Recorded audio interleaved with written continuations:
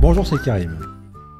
Eh bien aujourd'hui, j'ai envie de te raconter une histoire, une métaphore ou quelque chose qui ressemble, qui moi m'a beaucoup marqué.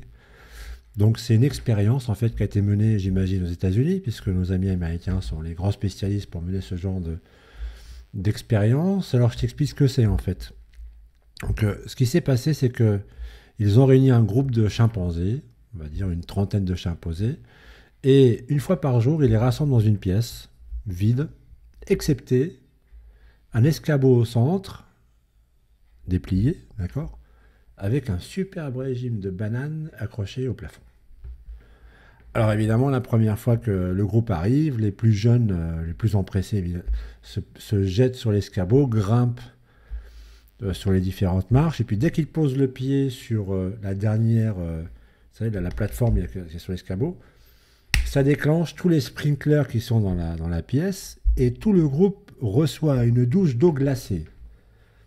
Ah, ça calme les alarmes de tout le monde, ça se met à crier partout, panique à bord, tout le monde saute, va dans tous les sens. Ok, expérience terminée pour aujourd'hui.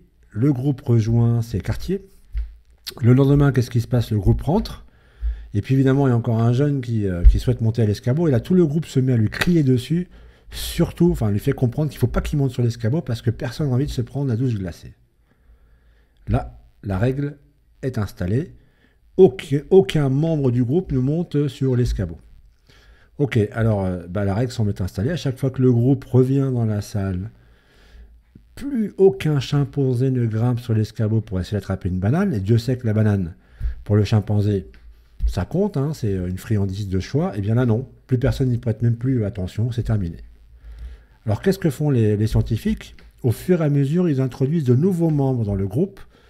Donc ils échangent deux par deux, de manière assez régulière. Et puis, de manière tacite, la règle est distillée aux nouveaux arrivants.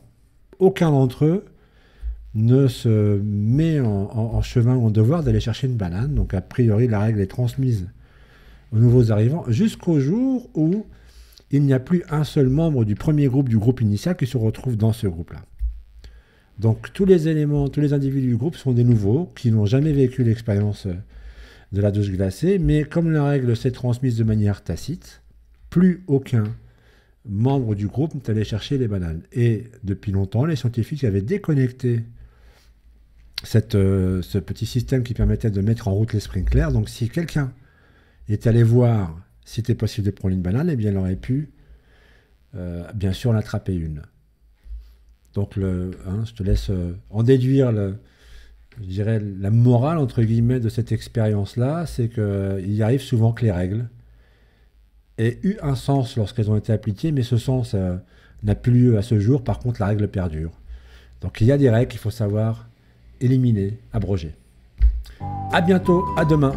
Bonne soirée.